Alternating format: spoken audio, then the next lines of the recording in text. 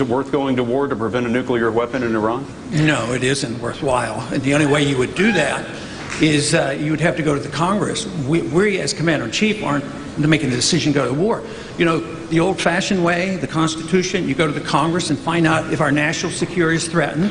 And I'm afraid what's going on right now is similar to the war propaganda that went on against Iraq. You know, they didn't have weapons of mass destruction, and it was orchestrated, and it was, to me, a tragedy of what's happened these last 10 years, the death and destruction, $4 trillion in debt. So no, it's not worthwhile going to war. If you do, you get a declaration of war, and you fight it, and you win it, and get it over with. Thank you, Congressman. Stephen writes, I served on an aircraft carrier during the Vietnam War. I believe that torture is always wrong in all cases. What is your stance on torture? Torture is illegal, and by our laws, it's illegal by international laws. How do you define torture, sir? Well, waterboarding is torture, and many other things.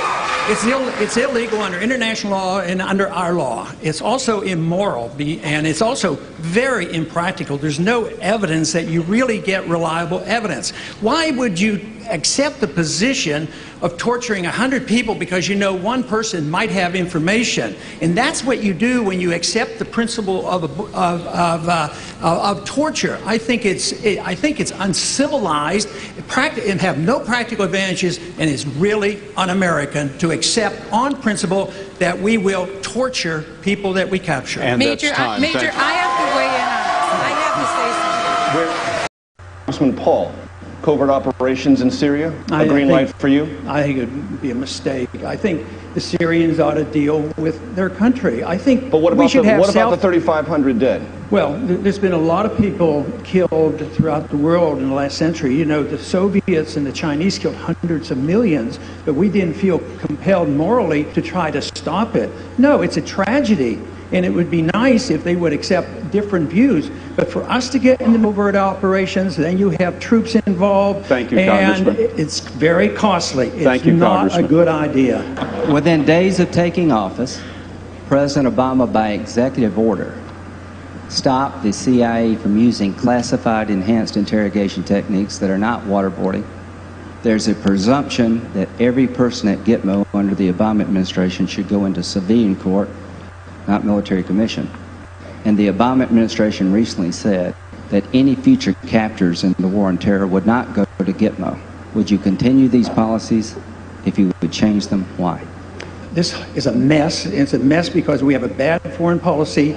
We're pretending we're at war. We haven't declared the war, but we're at war against a tactic, and therefore there's no limits to it. So we create these monstrosities, and we do things outside the law. We come up with assassinations, allowing the president to decide who's going to be assassinated, and lo and behold, 3 Americans now have been on the list. They've been assassinated, but they don't talk about the second one because the second one happened to be a 16-year-old son of a Lockheed.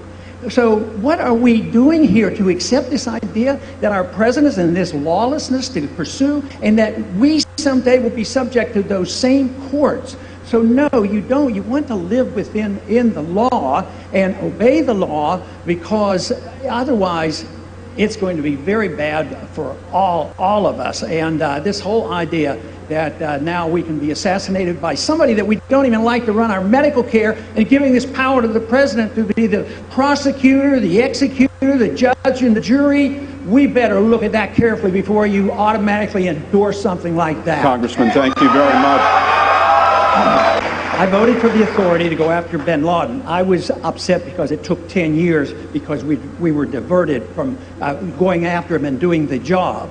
But that's a lot different than assassinating American citizens. I mean, he wasn't a citizen. But I do want to remind you that over 300 individuals were tried in civilian courts here that were charged with terrorism here. Most of them are in jail, and I don't think we should give up so easily on our rule of law. Congressman Paul, thank you very much.